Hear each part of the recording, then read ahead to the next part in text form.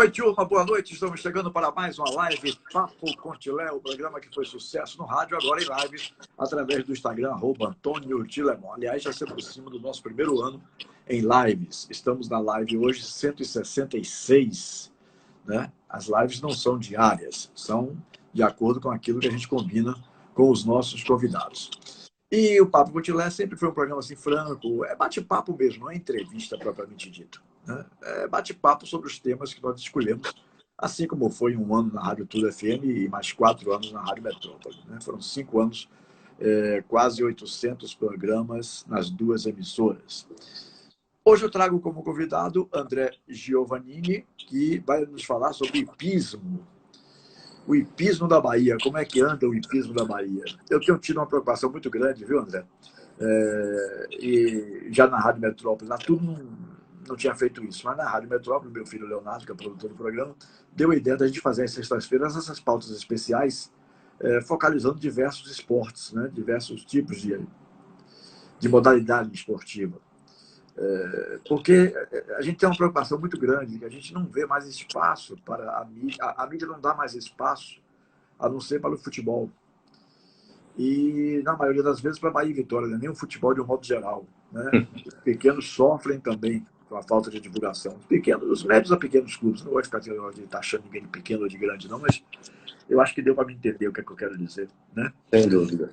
Então, eu cito sempre aqui, inclusive, com as pessoas que participam, de um programa que eu me recordo existia na TV Aratu, há uns 30 anos atrás, chamado No Campo do Quatro.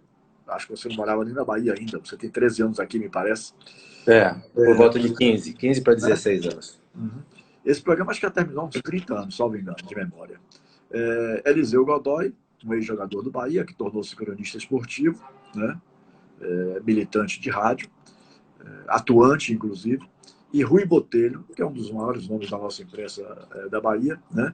Eles faziam um programa no Campo do Quatro da TV Aratu, em que eles davam, acho até que mais espaço aos esportes amadores e olímpicos, né? Amadores e ou olímpicos, no caso, porque tem alguns esportes que não são olímpicos, né? Do que propriamente o futebol profissional. Aquela foi a grande fase para os esportes amadores aqui da Bahia. Hoje você não consegue botar 3 linhas no jornal.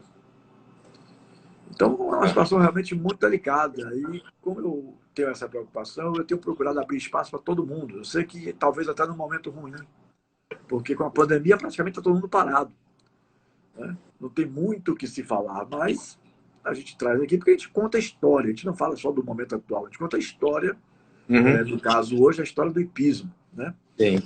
Bom, então o André é tricampeão brasileiro de concurso completo de equitação, medalha de bronze no individual e ouro por equipe nos Jogos Pan-Americanos da Argentina em 1995 e está há cerca de 15, 16 anos morando aqui na Bahia, como ele acabou de dizer, né? Então eu lhe pergunto, André, primeiro, como uma espécie de apresentação para o nosso público, que é na maioria de futebol, porque segunda e quartas eu praticamente falo de futebol, embora eu tenha partido para outras pautas, para não ficar exatamente na mesmice dos outros, né? Eu tenho feito pautas aqui com médicos sobre tornozelos, sobre pés, sobre uma série de assuntos, joelhos, tal. Então, já fiz nutrição, tenho feito diversas pautas, né? Mas o nosso forte realmente é o futebol. Agora, abrindo esse espaço, eu queria que você, como o meu público é mais esportivo, futebolístico, vamos dizer assim, algumas pessoas podem não lhe conhecer. Então, eu gostaria que você fizesse assim, uma rápida apresentação. Quem é André Giovannini? Para depois a gente partir para o hipismo propriamente dito. Ok. Boa noite, André. Obrigado, viu, querido, pela sua participação aqui. Primeiramente, boa noite, Tilé. Obrigado pelo convite. Esse espaço muito importante para a gente falar um pouquinho do nosso esporte, que é o hipismo, que eu venho praticando há muitos anos com muito amor e dedicação. Bom, André Giovannini, um menino lá do interior de São Paulo que começou a montar cavalo aos 8, 9 anos de idade, por volta disso. E sem pretensão nenhuma de virar um atleta profissional, olímpico, e de repente fez disso sua vida, sua carreira, e fui crescendo como cavaleiro, depois como instrutor também, e hoje me orgulho muito dessa carreira que eu consegui fazer. O hipismo é um esporte, que nem você falou, que não tem muito espaço, como os outros esportes amadores e olímpicos, né? A gente vê espaço aqui no Brasil somente para o futebol e a gente, infelizmente, tem que conviver com isso. Por isso é muito importante esse momento que você tá dando para a gente aí, não só o nosso esporte, como também para os outros esportes amadores aí, que são tão muito carentes desse conhecimento do público, vamos dizer assim. Isso, de certa forma, ou até de uma forma mais generalizada, atrapalha, né, ao trabalho de vocês mesmos, né, porque sem encontrar espaço na mídia, né, o sujeito que é empresário, não falo nem dos dias de hoje, que hoje a situação está muito mais complicada, está mais complicada do que antes, né? Mas o sujeito que é empresário, ele sabe que a marca dele não vai aparecer em lugar nenhum. Então, atrapalha também nesse sentido, porque ele percebe que não vai ter espaço na mídia, né? Então, sem dúvida. Eu imagino o trabalho que vocês, de dedicação que vocês têm, vocês dos esportes amadores e olímpicos, né? De um modo geral, todos eles, a dificuldade que vocês têm num momento como esse, que você falou aí de falar de futebol, mas falar de futebol, como a mídia tem falado hoje, fala-se muito aqui, Bahia e Vitória, e na mídia nacional, Flamengo e Corinthians. Não é nem todo mundo, quer dizer, Exatamente. Não engloba todo mundo, não, entendeu? Tem os grandes do Rio Grande do Sul, os grandes de Minas, né? Mas não. Então, eu fico imaginando, ainda mais em época de pandemia, aí que o negócio pegou de vez mesmo, não foi?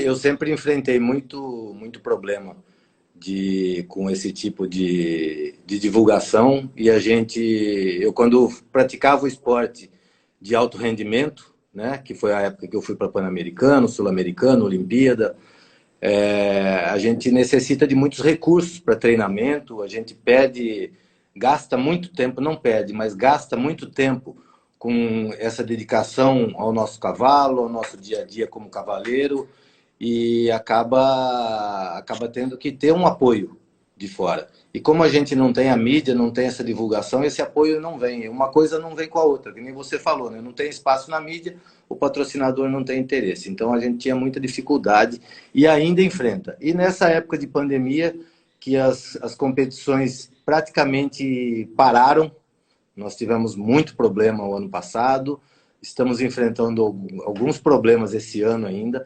Esse final de semana voltou uma prova em Curitiba, tá? Depois de 2 meses parado. Começou o ano, começaram as provas e daí parou de novo. A gente tem um ranking interno nosso aqui, que a gente fez a primeira etapa, que foi um sucesso. Nós tivemos 120 inscrições, que foi um recorde que aconteceu. E não conseguimos fazer a segunda, tivemos que adiar e agora não temos muito prazo para fazer, porque não depende da gente, né? Depende da situação que estamos enfrentando. Então, se torna mais difícil ainda. Por isso, muito importante esse espaço que você nos está proporcionando. Nós temos um amigo em comum, ele disse que é seu amigo, que é criador de cavalos, o Rogério Tavares. Sim, sim. Meu querido amigo Rogério Tavares. Hoje Sem dúvida. Eu mandei inclusive o cardzinho para o grupo da família, que ele faz parte também, né, como atual marido de Andréa Chocati. Ele me disse, meu amigo, colocou lá como resposta, meu amigo. Meu amigo, o Rogério foi uma das... depois a live completa para ele, para poder assistir. O Rogério foi uma das primeiras pessoas que eu conheci aqui na Bahia como profissional. Na época ele era profissional do hipismo. E nós viajamos muito juntos e dividíamos conhecimentos e dicas de um para o outro. O Rogério é uma pessoa muito bacana. É verdade. Mas sim, André, me conte aí, como é que anda o hipismo da Bahia? Depois a gente vai falar da história do hipismo de um modo geral, não só dos dias atuais. Vamos buscar lá de trás até chegarmos aos dias de hoje. Mas você falou aí, só para aproveitar a dica da sua resposta, que o hipismo está praticamente parado, que só em Curitiba teve uma competição. Ou seja, está praticamente parado no Brasil inteiro, é isso?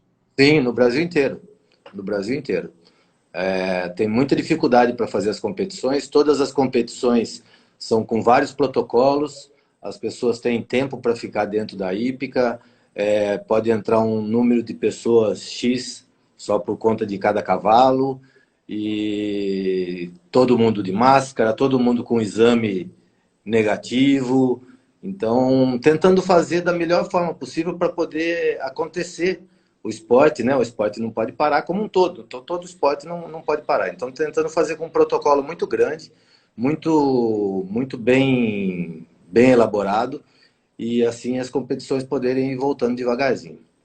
Bom, o hipismo da Bahia, né, que você perguntou. O hipismo da Bahia, a gente tem um hipismo, apesar da gente ter um problema geográfico muito grande, porque nossa capital, normalmente o hipismo é feito mais nas capitais, aqui no Nordeste, né? Em São Paulo a gente tem no interior, tem no estado todo.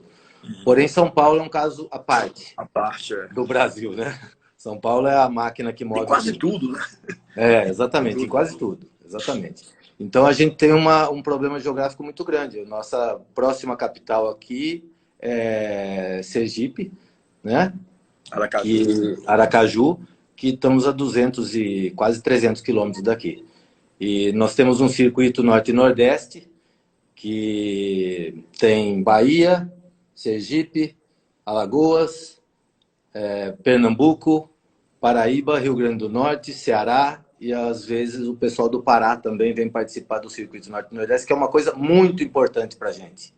Muito importante para esses jovens atletas que saem da escola, que começam a praticar o esporte, a ter uma opção um pouquinho mais perto do que ir para São Paulo, que é 2.000 quilômetros. Você consegue fazer um circuito aqui por volta de... A viagem maior normalmente o Ceará, né? Que 1.300 quilômetros por aí você consegue chegar lá sem grandes dificuldades. Ainda assim, é difícil, mas esse circuito norte e nordeste é muito importante para a gente. E o hipismo da Bahia sempre se destacou muito bem no norte e nordeste. O ano passado, apesar de a gente ter tido poucas competições, nós conseguimos 5 primeiros lugares de 15 categorias. Né? Então, isso mostra da qualidade do nosso esporte aqui, que não é grande, mas é de muita qualidade. Então, isso é muito importante. Não adianta a gente ter um esporte muito grande e de pouca qualidade também, né? A gente pode fazer o esporte, mesmo que pequeno, mas com muita qualidade, e os resultados mostram isso para a Bahia. Eu tenho 44 anos de comunicação, 44 anos e meio, eu faço 45 anos em dezembro. E eu me recordo... Desculpe se eu estiver dando alguma informação equivocada aqui, fique bem à vontade para Sim, claro. Porque eu não conheço profundamente as coisas do hipismo. Okay. Né? A minha preocupação é dar espaço a todo mundo, mas, na verdade, muitos desses esportes eu não conheço bem. A minha experiência é quem vai fazendo tocar a conversa, entendeu? Claro. Eu me lembro que há uns 30 anos atrás, tinha competições, não era no Jockey Clube da Bahia, que era ali na Luiz Pontes Tarquínio, acho, Luiz Tarquínio Pontes. Quando eu cheguei aqui já não tinha mais o jockey ativo, né? O jockey já não estava mais ativo. O terreno ainda estava lá, mas o jockey já não estava mais ativo. Né? É uma outra modalidade. O que a gente faz é bacana, viu, André? Era bem bacana, porque existiam as competições mesmo, a corrida de cavalos. Sabe? Eu me lembro que a Rádio Cultura vendeu, naquela época era a Rádio Cultura, a AM ainda. A Rádio Cultura vendeu o campeonato, o patrocínio do campeonato, conseguiu e tal. Todo sábado a gente estava lá, mesmo não entendendo muito, a gente tinha que ler muito para poder não dizer besteira no microfone. Mas tinha as competições aos sábados. E isso completamente, eu não ouço falar mais nada. Você falou ainda que o terreno existe, mas não ouço falar mais coisa nenhuma de Jockey Club e tal. Hoje já nem o terreno existe mais. Já construíram vários prédios, o ramo imobiliário já tomou tudo. Eu sei da história que há muitos anos atrás, aonde é o Shopping Salvador, se não me engano é o Shopping Salvador, era o Jockey Club da Bahia. E depois eles transferiram o Jockey Club aqui para Lauro de Freitas. Aí o Jockey Club aqui de Lauro de Freitas, com as dificuldades... Eu não me recordo, não. Com as dificuldades da distância também, por ser muito centralizado no Rio de Janeiro e São Paulo, a corrida de cavalo, que o cavalo a gente tem várias modalidades, e a corrida é uma que é feita no Jockey Club. A gente faz o salto, o hipismo, né? Tem o adestramento, tem o polo, o cavalo tem muitas utilidades. Tem cavalo de passeio, tem cavalo de competição de marcha. E aí o Jockey Club virou para cá e depois acabou o Jockey Club aqui. E hoje a gente pratica o hipismo aqui dentro da Bahia, que é o salto. Não é nem a modalidade que eu fazia quando eu fui para o Pan-Americano e para os Jogos Olímpicos. A modalidade que eu fazia é o concurso completo, que é basicamente o triatlon equestre, onde você junta 3 modalidades em uma só. Então eu fazia adestramento, fazia o salto, que é o que a gente faz aqui hoje, né, que é o hipismo clássico, e fazia a modalidade de cross, que é aquela que galopa pelos campos e salta buracos, salta troncos de árvores, aquelas coisas todas. Agora, uma coisa que sempre ouvi falar é que o hipismo é um esporte caro e um esporte de rico. Isso é verdade mesmo? Isso é uma pergunta clássica que a gente ouve a vida toda. Realmente, não é um esporte barato. Tá? Aliás, eu acho que caro, Tilé, é uma coisa que não vale. Né? Então, é que nem você comprar um tênis de R$ 50, né? Aquele tênis você usa 2 vezes, ele descola a sola. Do que você vai lá e compra um tênis de 200 que dura 1 ano. Então, o tênis de 50 é caro. O de 200 é barato, né? Então, caro para mim é o que não vale. E o hipismo, ele realmente é um esporte que tem... Você tem o cuidado com o cavalo, você tem ração, você tem feno, você tem que ter uma cocheira para ele, você tem que ter um local apropriado para você treinar. Então, é um esporte que realmente despende um pouco de dinheiro. Mas ele dá muito retorno para as pessoas. Como todo e qualquer esporte, você há vários anos no esporte, você sabe muito bem disso. O esporte, você necessita de muita dedicação, você necessita de muita concentração, você aprende a lidar com a frustração, né? Que a gente perde muito mais do que a gente ganha no esporte. E isso forma as pessoas. Eu sou muito grato ao esporte porque minha formação como pessoa, eu devo muito ao esporte. E isso daí é uma coisa que assim é muito grande para a gente. Quem pratica esporte, quem convive como você dentro do esporte, você sabe muito bem disso. E o cavalo tem um atenuante muito grande, que você está lidando com outro ser vivo, tá? Que ele ele tem vontade própria. Então, como na vida da gente a gente tem que negociar com as pessoas, a gente tem que fazer isso o tempo todo, você tem que negociar com o seu cavalo ali, que é seu companheiro, e nem sempre é da sua vontade o que vai acontecer. Né? Então, você tem que negociar da melhor forma possível para vocês chegarem a um entendimento. Às vezes, você fazendo a coisa da forma que é mais confortável para ele, você acaba obtendo o resultado. Então, isso é uma coisa que agrega muito na pessoa. Então, eu costumo dizer que é um esporte que não é caro. Você gasta dinheiro, mas ele não é caro, porque ele te dá um retorno muito grande. Aqui na Bahia tem federação de hipismo?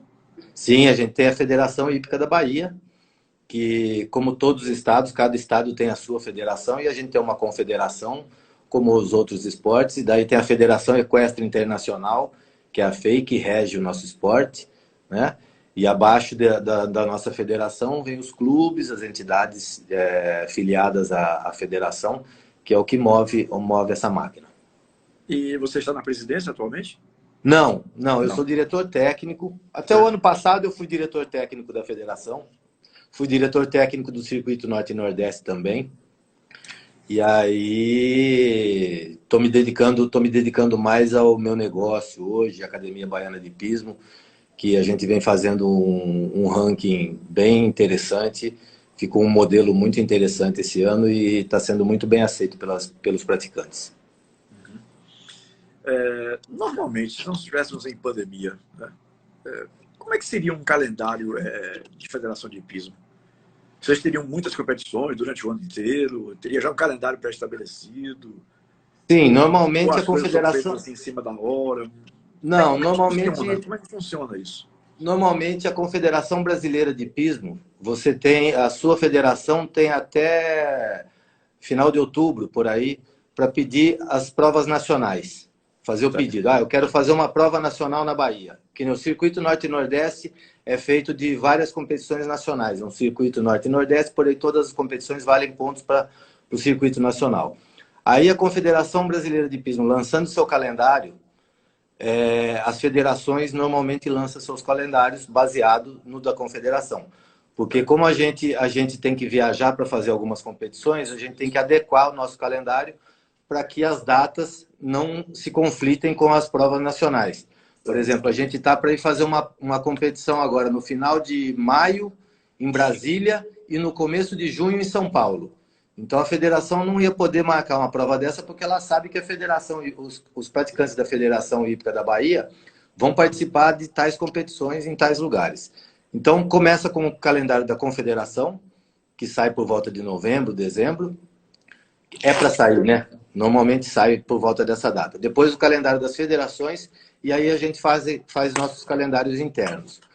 A Federação Hípica da Bahia faz por volta de 6 competições por ano. Competição que dura o final de semana, sábados e domingos. A nossa escola também faz por volta de 6 competições. Esse ano a gente pretende fazer 6 competições. Nosso calendário está para 6 competições.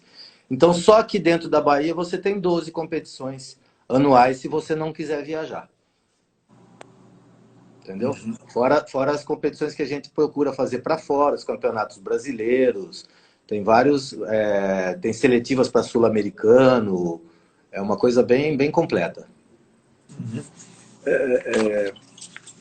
Eu vi aqui que entrou uma pessoa identificada com o Papo de Cavalo, fazendo grandes elogios a você aí com relação... É o Betinho. Com relação grande amigo, Betinho. Ao seu empenho, à sua dedicação ao hipismo, né? Esse daí eu vi que entrou. Os outros que estão entrando, estão mais assistindo mesmo, não tem feito nenhuma referência assim. Mas o Papo de Cavalo, que é o Betinho que você falou? Isso. Tá. Fez uma referência elogiosa dizendo da sua importância para o torneio Norte-Nordeste. Agora, a gente falou, eu perguntei, e você disse que é uma pergunta já tradicional, que tem sempre que se fazer a você sobre se o esporte, o hipismo é caro ou não, né? E você falou uma coisa que eu achei muito interessante. O caro realmente é aquele que você gasta uma vez só com ele e não tem nem como dar manutenção, que ele rasga logo na primeira vez. Né? O exemplo que você citou, por exemplo. Né? E aí, caro é o que não vale, né? É o carro que você compra e que praticamente ele não anda, digamos assim. Né? Esse é caro.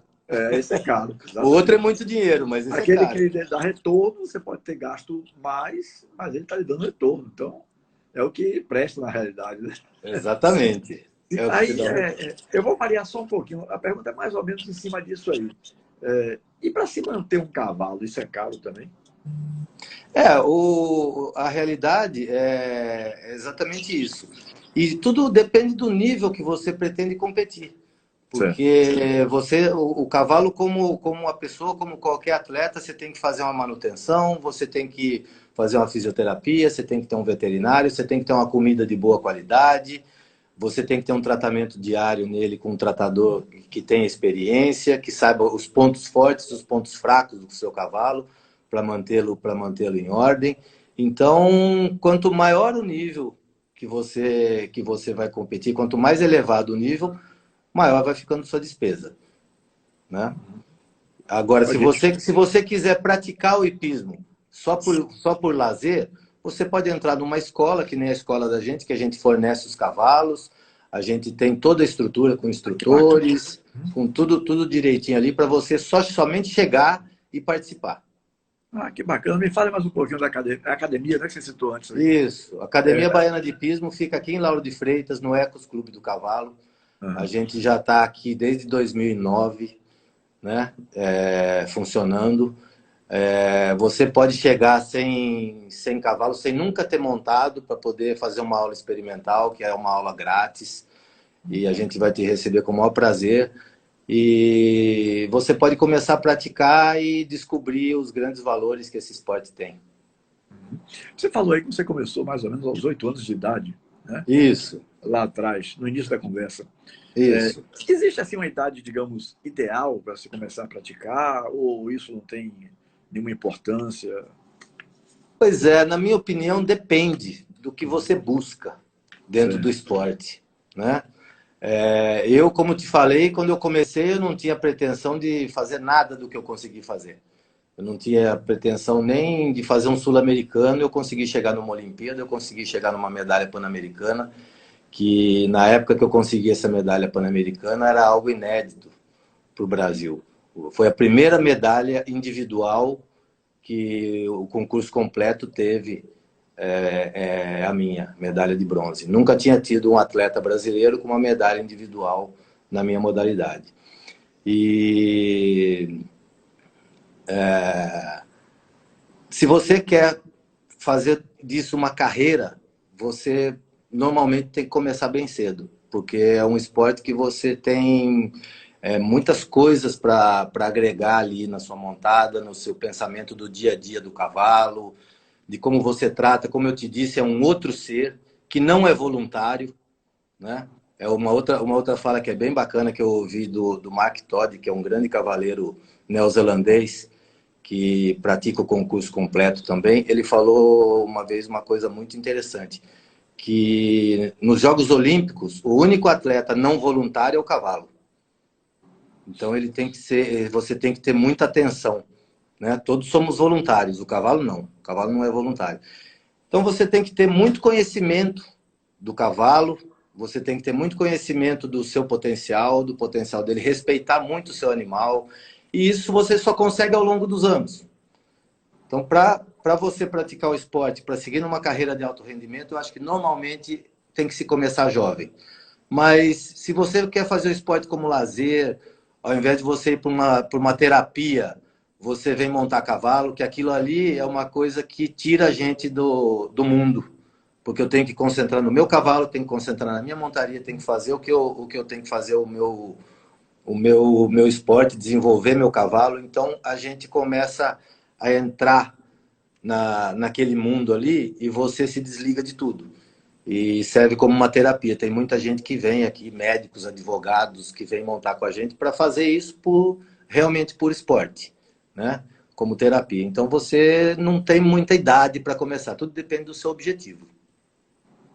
Se o cara quer competir, já é uma outra história, né? Mas se o cara quer usar como lazer, ainda mais nessa época de tédio que a gente está tendo, que praticamente ficar dentro de casa o tempo inteiro e tal, então uma saidinha a gente até está conseguindo trabalhar por a gente ser um esporte individual que não gere aglomeração. Eu, quando tô montado, não chego perto de você 1,5 m, 2 montados num cavalo, então não é um esporte que gera aglomeração. E não temos contato físico, a gente está conseguindo trabalhar, né? A gente tem tido muita procura e os pais realmente relatam isso, que precisam tirar os filhos de casa porque os filhos não aguentam mais, não podem ir para lugar nenhum, e isso daí está ajudando muito aos pais e às crianças também. Pergunta de leigo, né? Sim. O sujeito vai e gosta da ideia, né? Entrou uma ligação, eu não ouvi sua pergunta. Estou dizendo assim, o sujeito vai à academia e gosta da ideia, gosta do que viu, né? Quer praticar. Você consegue fazer dele um atleta, se ele tiver interesse, pelo menos, com ensinamentos, com a parte que você pode passar de didática, de conhecimento. Então, você consegue fazer uma pessoa se tornar um atleta? Você consegue fazer sem dúvida. Técnicas? Sem dúvida, sem dúvida. Realmente é o nosso objetivo. Um dos nossos objetivos. O primeiro objetivo nosso aqui na Academia Baiana de Hipismo é formar pessoas, tá? E dentro do talento dessas pessoas, que também tem que ser uma coisa, a pessoa tem que ter talento, tem que ter o sentimento, uma coordenação motora boa, uma dedicação, né? Uma coisa, tudo que envolve um bom atleta, ele pode sim virar um atleta sem problema nenhum. Nós temos várias pessoas que saíram da nossa escola aqui, que já ganharam campeonatos brasileiros, foram para sul-americanos. Então a gente consegue sim fazer um atleta, sem dúvida nenhuma. Um atleta de alto rendimento. Não só um atleta de alto rendimento. Que é o mais importante, né? Seria o ponto máximo, digamos assim. Porque isso, exatamente. Não, é só chegar lá e pegar o cavalo, como você falou, né? Você mesmo fornece o cavalo para a pessoa, como lazer diferente, né? Agora eu estava me referindo realmente à questão de ser atleta mesmo, atleta de alto rendimento. Sim. E aí você explicou dizendo que você consegue fazer uma pessoa se tornar, né, com aquilo que você passa de ensinamento. Entrou Manu Cunha, eu acho. Porque Manu Cunha. Eu tenho muito medo de mexer nessas coisas, eu sou meio jurássico para internet. Eu também, somos dois. A live, por exemplo, eu consigo fazer, mas de vez em quando aparecem uns probleminha de última hora que me tira que me tiram da sintonia, né? Então, Aham. assim, não tenho medo de tocar aqui, mas deixa eu ver se eu consigo. Ó, estou conseguindo de tocar aqui na tela e buscar algumas mensagens que eu vi que foram entrando aí. Hipismo, Renata, o professor André é exemplo, né? Deixa eu, Obrigado, Renata. Beijo. deixa eu ver aqui uma outra, porque tem algumas pessoas batendo palminhas para você. Matheus Baiano, 99, Juju.s Ferreira, Hipismo, Renata de novo, aqui. Eu estou buscando lá para trás, viu? Tá. Aqui, Manu Cunha, devo tudo ao André, a minha carreira no hipismo. Me fala um pouquinho da Manu Cunha aí, então. A Manuela é minha aluna desde que eu cheguei aqui na Bahia. Foi Ah, uma das primeiras alunas que eu tive aqui na Bahia. Hoje ela é minha sócia na escola, tá? Ela trabalha junto comigo hoje. E a Manuela, nós dois conquistamos juntos 3 campeonatos brasileiros. Ela teve em 2 sul-americanos, tem medalha sul-americana por equipes. E temos, acho que, mais 2 vice-campeonatos brasileiros. E ela tem uma carreira muito expressiva no meio e tudo conquistado aqui dentro da Bahia. Como você falou, consegue formar um atleta? Consegue. E hoje ela é profissional do esporte, vive disso, minha sócia na escola. A gente divide a pista no dia a dia e estamos juntos aí nessa batalha. meu querido Realmente é um amigo, exemplo de dedicação, sabe? Tudo que precisa fazer, ela faz, como muitos que a gente tem ali que nos seguem. meu querido amigo Rogério Tavares, já falei de você aqui, um pouco Já mais. entrou? Acabou de entrar aqui. Botou Nani, tá é bonito. Obrigado, gatinho. Obrigado. Cheguei, mas chegou atrasado, viu, Rogério? Chegou atrasado. Né? O papo Estamos está aí. sendo desenrolando aqui Já há quase falamos meia do hora. Rogério mais cedo. Depois ele pega a gravação e vê, né? Isso. A produção faz o link depois, que vai para o canal do YouTube, e a gente passa para as pessoas amigas para que possam assistir. Um abraço pro Mas, Betinho também que falou aí. Eu não mandei um abraço para ele, deixei passar. isso. Tá aqui dizendo, aqui foi. Só que o Rogério às vezes fala palavras soltas assim que a gente fica sem entender onde é que ele. Pois é, fica sem entender onde é que de onde é que ele está respondendo essas coisas. Mas tudo bem, de onde é que eu falo na altura da nossa conversa aqui, né? Sim. Bom, muito bem.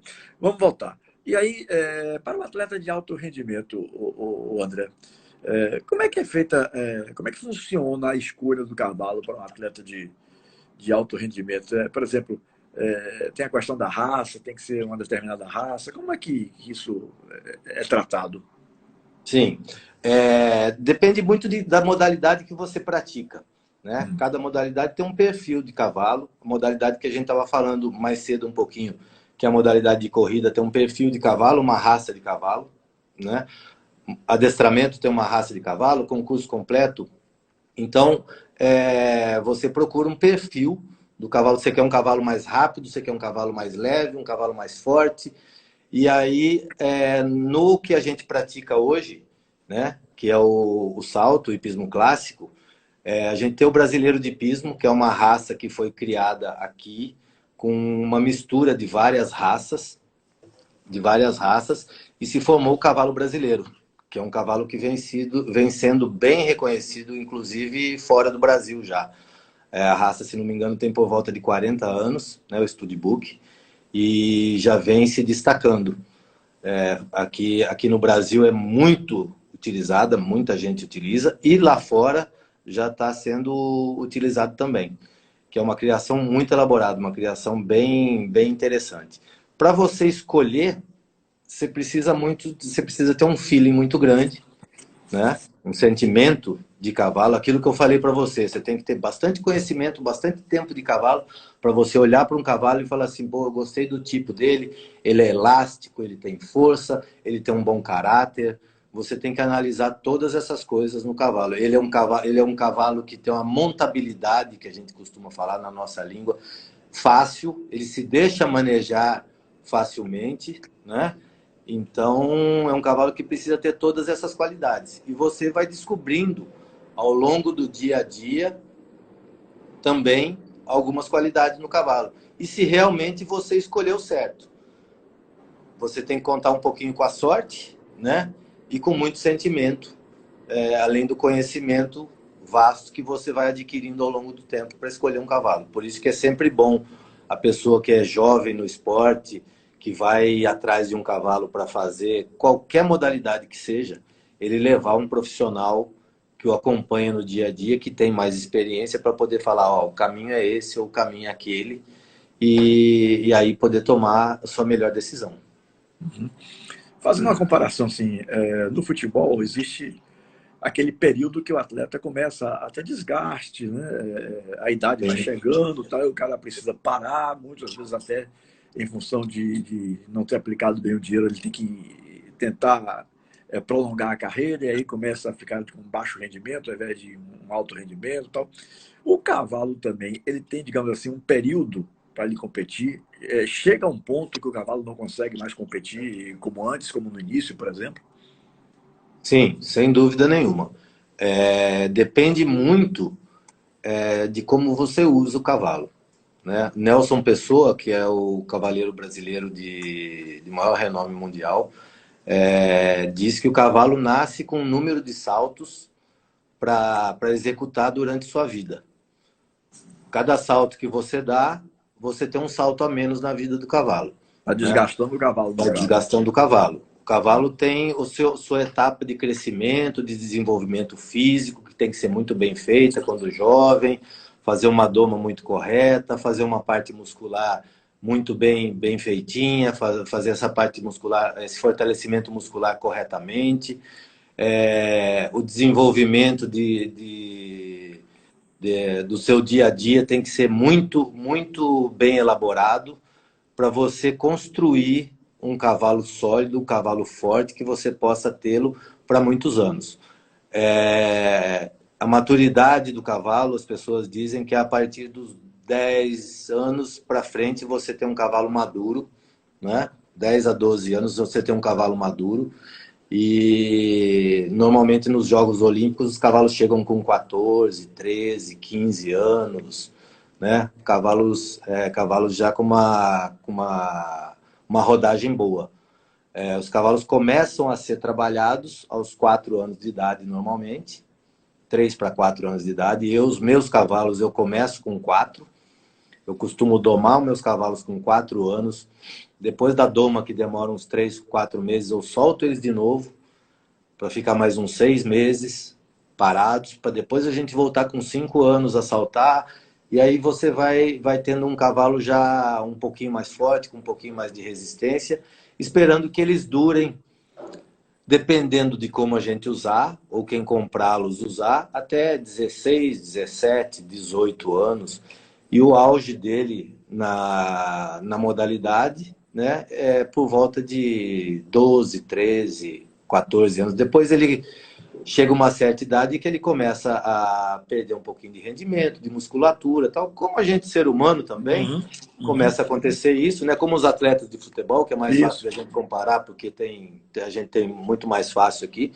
Eles começam a perder um pouquinho de rendimento e aí eles vão jogando uma peladinha dentro de casa, jogando uma peladinha estadual, ao invés de ir no Campeonato Brasileiro, na Copa Sul-Americana, na Libertadores da América, ele joga um campeonato baiano, ele vai numa peladinha, num baba ali no bairro dele, e o cavalo nosso, ele vai para a escola, ele volta para a escola para ensinar os jovens o que ele aprendeu a vida dele toda, né? Isso é muito importante, a gente ter um cavalo dentro da nossa escola. A gente tem alguns cavalos que foram atletas de alto rendimento e que hoje são cavalos de escola que ensinam às crianças o que eles aprenderam durante a vida. Deixa eu tentar aproximar aqui para poder ver. Eu mudei o meu grau recentemente, ainda não estou completamente adaptado a esse novo grau. Mas eu acho que é LF Monzon. Luiz Fernando Monzon, meu grande Isso, amigo Luiz LF. Fernando Monzon. Monzon é o Botou aqui maior atrás o Forte locutor de Campeão. hipismo, locutor de hipismo do nacional. E grande amigo, está aqui sempre com a gente, gosto muito, grande abraço, obrigado pela participação aí junto com a gente. Taço Paz, né? Taço Paz, eu acho. Tasso Paz, meu genro. Existe. Hein? Meu genro. Ah, a família também participando. A Esse família aí sabe tudo de participando. cavalo. É nós, amigo. Meu querido Rogério Tavares volta e diz assim: cavaleiro novo, cavalo velho.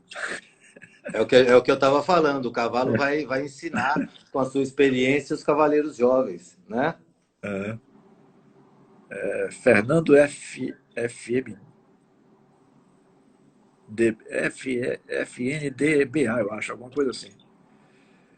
André, como fazemos para ter acesso às aulas e a estrutura para acomodar os pais durante este período?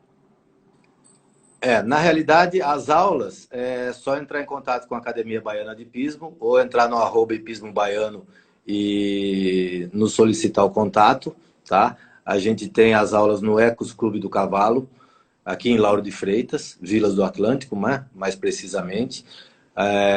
Você não precisa ter seu cavalo, você pode chegar lá e fazer sua aula experimental. Na aula experimental nós fornecemos o capacete para você montar, professor, o cavalo já prontinho, sem problema nenhum. E os pais, a gente procura que um dos pais somente acompanhe a criança durante as aulas, crianças menores. E a gente coloca as mesas com 3 metros de distância, com uma cadeira somente cada uma, para a gente poder acomodar esses pais. Todo mundo com máscara, os professores, inclusive. As crianças a gente fornece touca, se quiser usar nossos capacetes para não ter contato com suor, alguma coisa das outras crianças, todas as crianças de máscara também. Então, partindo desses protocolos, a gente está conseguindo fazer nossa escola trabalhar. E os cavalos, a gente tem cocheiras dentro do Ecos Clube do Cavalo, que é administrada pelo Ecos Clube do Cavalo, onde você pode alojar seu cavalo. A gente estava falando aqui no início de falta de publicidade, falta de mídia, né, para apoiar Sim. os esportes amadores e olímpicos e tal. E aí me veio à mente o governo, aqui na Bahia, por exemplo, vamos falar, claro, da nossa particularidade, né? O governo, através da SUDESO, que tanto procura fomentar o esporte, já deu algum tipo de ajuda de alguma forma? Como é que o governo se posiciona com relação ao hipismo? A forma que ele ajuda é através do Faz Atleta, né? Que é um programa que você deve conhecer, que é um Sim. programa de isenção de imposto das empresas, né? E aí, dependendo do nível que você participa, se é um nível estadual, se é um nível nacional, você apresenta seu currículo de resultados do ano anterior e você arruma uma empresa que esteja disposta a te patrocinar e aí você entra no projeto do Faz Atleta, onde você consegue um subsídio para isso. Temos atualmente atletas que são Sim, beneficiados no hipismo? sim, temos. Eu, inclusive, já fui no passado, subsidiado por isso. Hoje em dia, como eu me dedico mais aos cavalos novos, e aí não me dedico muito a ser um atleta de competição, eu não consegui ter resultados para arrumar um faz-atleta. A gente tem muita dificuldade com as empresas também, né? Porque tem uma burocraciazinha que as empresas enfrentam Sempre, né? para As patrocinar. burocracias são terríveis. Né? Eu não posso opinar se poderia ser facilitado ou não, porque eu não entendo disso, mas é uma burocraciazinha que tem muitas empresas que às vezes querem nos ajudar, mas não conseguem. Por conta dessa burocracia. Porque esbarra na burocracia. Ainda, Isso, né? exatamente. Ainda. Se fala Exatamente. tanto em Mas desburocratizar, mas ainda não acontece ainda de ter a burocracia. Rapaz, exatamente. É um pouquinho difícil. Mas já é um programa que as pessoas conseguem participar. Isso já é um incentivo. Nós temos vários estados no Brasil que não tem isso. Isso aí a gente tem que falar que é um ponto positivo que a gente tem aqui na Bahia. certo. Bom, gente, a minha câmera, na verdade, eu hoje estou com o meu tripé deu um problema aqui de última hora, e na hora já com a live quase que no ar, eu não tive como corrigir. De vez em quando eu estou balançando um pouquinho, porque eu estou segurando aqui com a mão direita o meu celular, né? E dando uma pescadinha aqui nas minhas pesquisas que eu fiz hoje, porque é um assunto que eu não domino, então Evidentemente que eu tinha que pesquisar para poder ter algo a perguntar ao meu convidado de hoje. Ainda mais um convidado que já disputou Jogos Olímpicos. Né? Aí é um negócio que de respeito, de responsa. Mas Obrigado. o André, me diga uma coisa. Vocês falam que é diretor técnico, que existe um presidente que é diretor técnico da Federação de Hipismo, né? O que é Sim. que vocês procuram fazer? Isso é, como eu disse aí, é coisa de leigo e coisa de querer aprender um pouco mais. O que é que vocês procuram fazer para tentar incentivar, fomentar a prática do hipismo na Bahia? Olha, basicamente, a gente tem que fazer a prova virar interessante, a competição ficar interessante para os atletas e também para o público, né? Certo. Porque o nosso esporte, como ele é muito técnico, às vezes as pessoas não entendem, eles falam assim, pô, o cavalo só fica fazendo esse caminhozinho e passando os obstáculos, não faz mais nada, né? Não tem mais nada. Isso aí é uma outra coisa que a gente escuta toda hora. Pô, todo mundo fica fazendo esse mesmo caminhozinho, tal. Só que a gente que pratica, a gente sabe de toda a técnica que é usada para isso, a dificuldade que a gente tem numa curva, numa combinação de obstáculos, no piso que está daquele jeito aquele dia, aquele obstáculo que tem um gancho um pouquinho mais aberto, que não segura tanto a vara fica mais delicada, o obstáculo mais delicado e tal. Então a gente procura, como diretor técnico, buscar um pouquinho de um atrativo maior para as pessoas. Tanto que esse ano nós tivemos como inovação aqui na Academia Baiana de Hipismo, no nosso ranking, a prova por equipes. Nós formamos equipes, nós formamos 5 equipes com 8 atletas, que participam 2 em cada altura, em cada série. E aí o melhor resultado é computado e essa equipe vence a equipe que obtiver mais pontos no final. E isso daí fica mais fácil do público entender. Isso agrega as pessoas, agrega a família, a torcida vibra, procura acompanhar mais o esporte, né?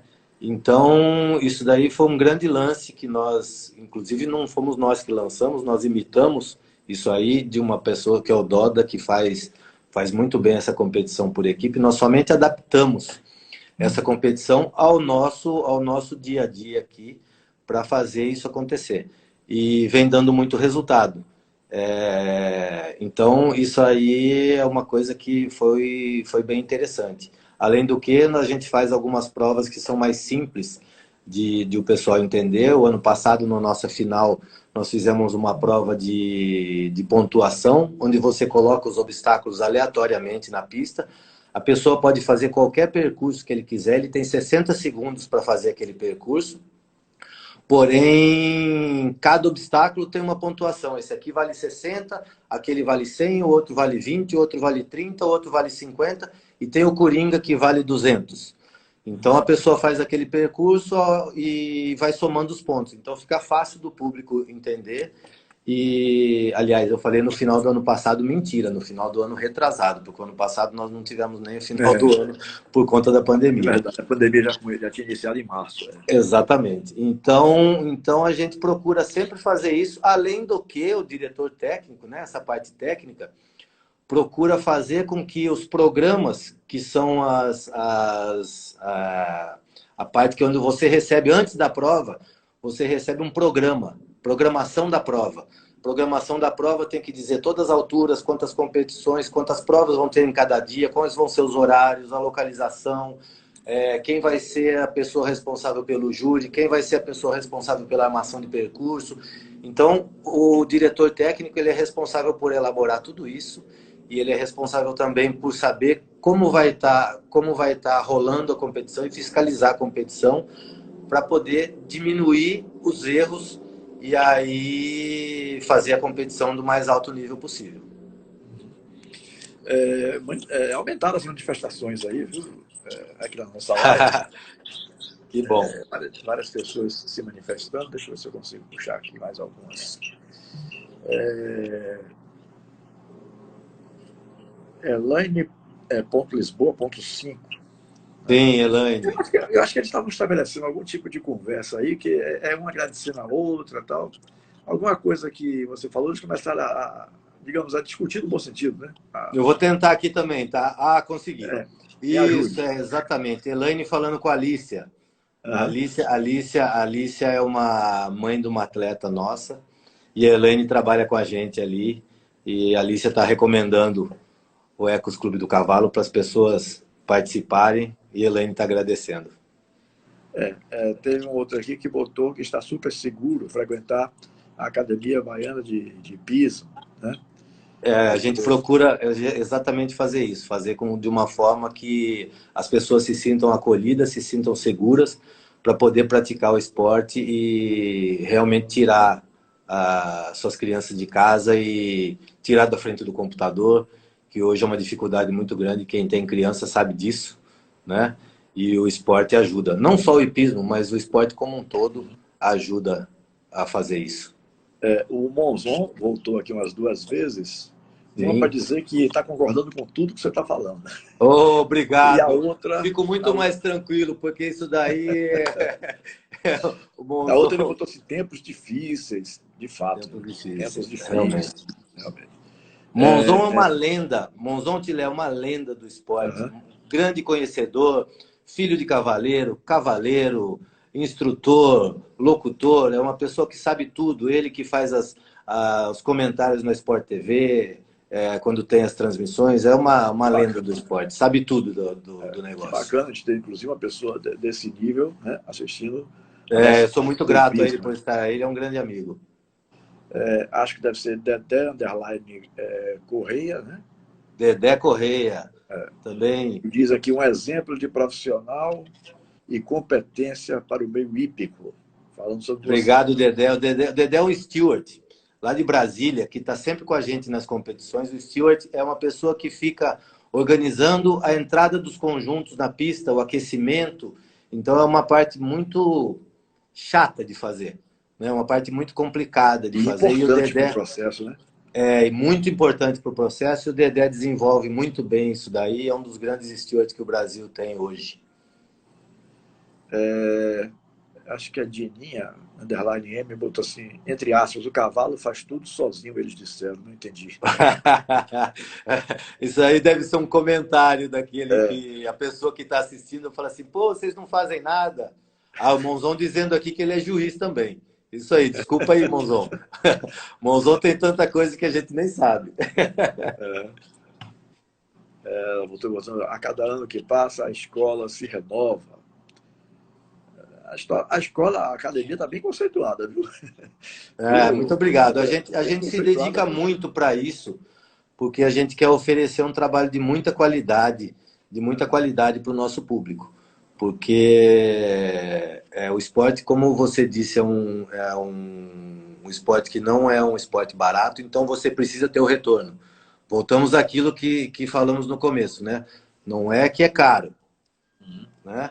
Caro é o que não vale. Então a gente É, tem que fazer valer. Então a gente tem que se dedicar, a gente tem que se renovar, a gente tem que fazer a coisa realmente acontecer e as pessoas estarem felizes ali dentro e voltar para casa feliz com o retorno que a gente pode dar ali. encontrei aqui uma declaração legal, bacana mesmo. Ana C. Temporal, né? Meu filho é Sim, mãe do autista, Alexandre. Alexandre, e ele se desenvolveu muito na prática do hipismo. Só tenho a agradecer à Academia Baiana de Hipismo. A Em gente que que sentido o agradece. hipismo pode ajudar um autista, André? Na realidade, o Alexandre começou ali com a gente há muitos anos e a mãe e o pai são pessoas muito dedicadas a ele. A gente viu, acompanhou a evolução dele. A gente não é especialista em fazer isso, tá? Mas o Alexandre a gente pegou numa época que eles não tinham, como a gente tem um déficit muito grande de atendimento para essas crianças, o Alexandre chegou ali, a gente acabou pegando ele e ele acabou se dando bem. Tem crianças que com esse tipo de dificuldade que não se dão bem ali, o Alexandre acabou se dando bem. Ele é disciplinado hoje, a gente consegue fazer com que ele tenha concentração. Então, hoje ele desenrola ali sem problema nenhum e a gente é muito feliz de tê-lo ali com a gente, é um exemplo realmente. Mas a gente não tem esse tipo de trabalho. Esse tipo de trabalho é um trabalho de ecoterapia, que é desenvolvido por uma grande amiga nossa, Cristina, ali no batalhão da Polícia Militar, no Parque de Exposições.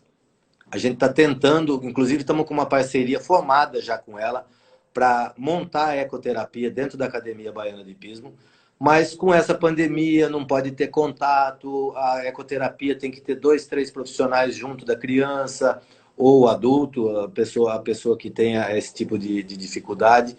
E como não pode ter esse tipo de contato, estão proibidos de praticar.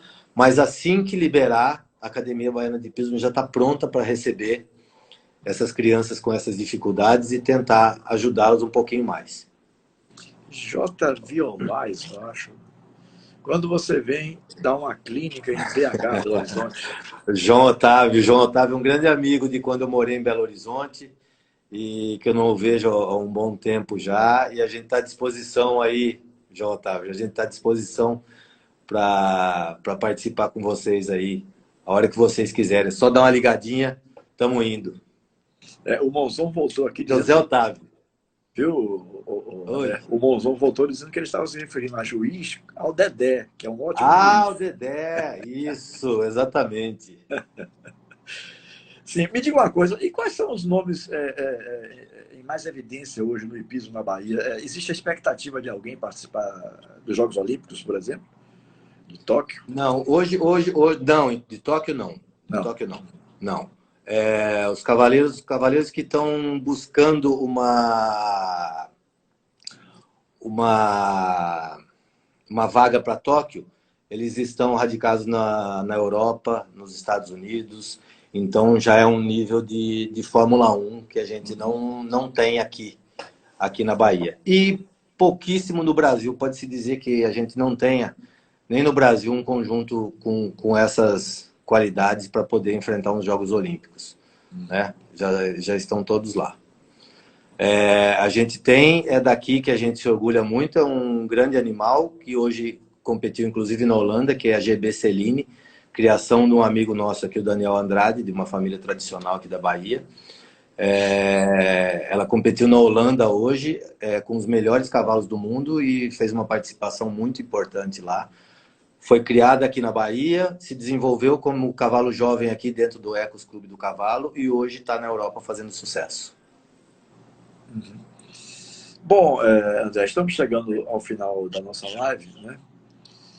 E eu vou lhe fazer como última pergunta, a minha pergunta que fazia em todos os programas, uns quase 800 programas que eu lhe falei que eu fiz no rádio, durante um período de 5 anos, na Tudo FM, que hoje nem existe mais, e a Metrópole FM, que é uma das principais emissoras FM de Salvador. Eu deixei de lhe perguntar sobre alguma coisa que você gostaria de ter falado e eu não lhe perguntei? Tilé,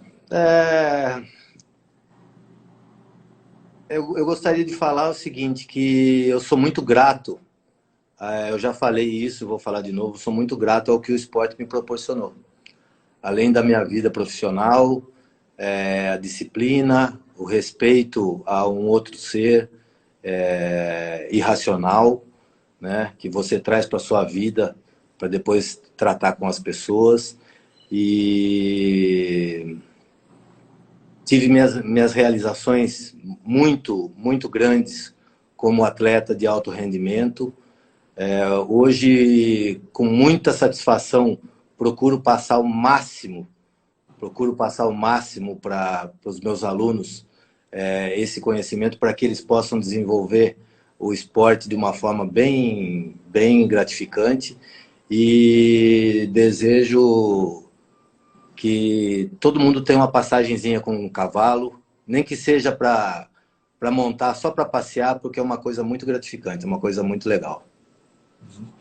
O V. Giovannini está dizendo muito boa a live. Minha filha. Sua filha. Saudade, bora lá na Espanha. Saudade do papai. Eu sofro esse problema também com o meu moro nos Estados Unidos. E é duro isso, viu? Difícil. A gente fala que vai criar filho para o mundo, só que a hora que ele vai para o mundo que a gente vê, né, o que é isso. A gente se queixa. Deixa eu lhe fazer aqui uma última colocação. Fábio Mota. Fábio Mota. Perguntando que time que faltou uma pergunta. Que time que ele torce? Eu já imagino a resposta, né? Um abraço. Obrigado pela sua participação aí. Vindo do Fábio, né? Vindo do Fábio. A história é interessante, né? Eu sou do estado de São Paulo, sou de Limeira, e Aham. lá eu torcia pelo São Paulo. Quando Aham. minha filha nasceu, eu fiz dela uma torcedora do São Paulo, claro. Aham. Com camisa, com carteirinha do São Paulo, com tudo que tinha direito. A primeira camisa de time que ela vestiu, eu gosto muito de futebol, sou um amante do futebol. E a primeira camisa de time, ela tem até hoje a identidade dela do São Paulo, minha torcedora do São Paulo, minha companheira.